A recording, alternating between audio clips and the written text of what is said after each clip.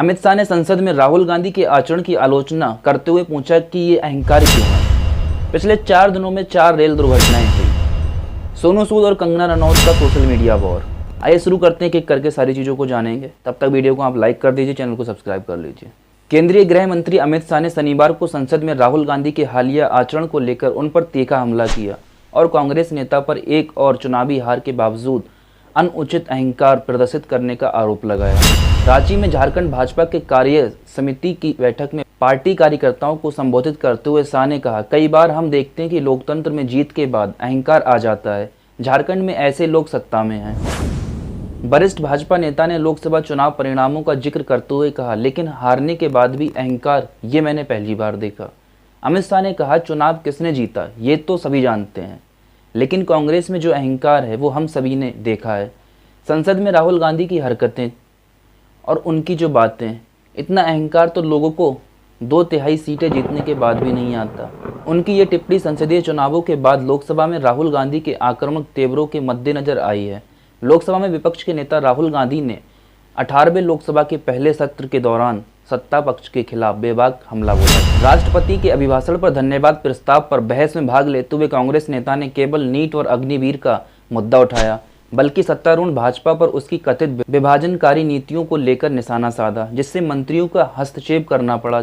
गांधी चुनाव परिणामों की विपक्षी दल इंडिया ब्लॉक की जीत के रूप में पेश कर रहे हैं, क्योंकि भाजपा अपने दम पर बहुमत हासिल नहीं कर सकी।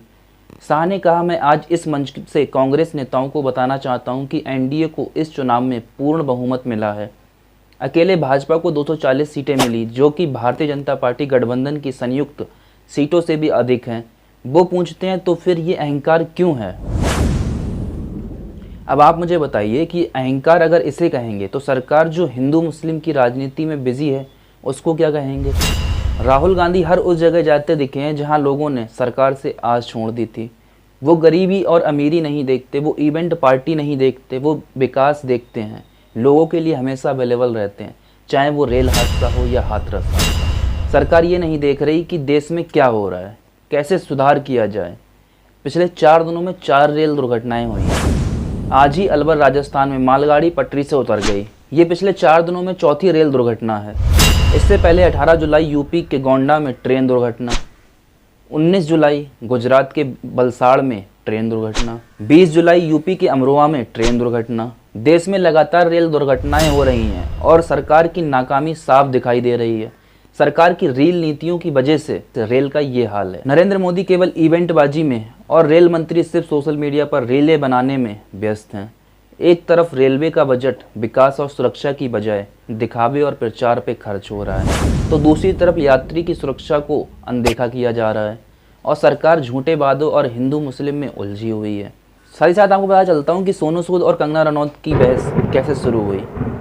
बहस तब शुरू हुई जब कांवड़िया यात्रियों के लिए सभी दुकानें ठेले पे नेम प्लेट वाली बात आई। तब सोनू सूद ने कहा कि सभी नेम प्लेट पर ह्यूमैनिटी लिखा होना चाहिए।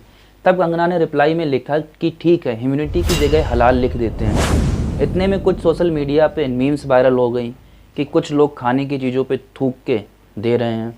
एक एक्स यूज़र हैं सुधीर मिश्रा, उन्होंने लिखा कि थूक लगाई रोटी सोनू सूद को पार्सल की जाए ताकि भाईचारा बना रहे। तब सोनू सूद ने फिर लिखा कि हमारे श्री राम जी ने सबरी के झूठे बेर खाए थे, तो मैं क्या नहीं खा सकता। हिंसा को अहिंसा से पराजित किया जा सकता है मेरे भाई, बस मानवता बरकरार रहनी चाहिए। और मामला यहाँ रुका नहीं। कंगना रनौत ने फिर रिप्लाई में लिखा, आगे आप जानते हैं कि सोनू जी भगवान और धर्म के बारे में अपनी निजी निष्कर्षों के आधार पर अपनी खुद की रामायण का निर्देशन करेंगे। वाह क्या बात है, बॉलीवुड से एक और रामायण। क्या सोनू सूद जी ने जो कहा वो गलत कहा? आप कमेंट करके बताइए। तब तक के लिए धन्यवाद, मिलते हैं अपनी नई वीडियो के साथ।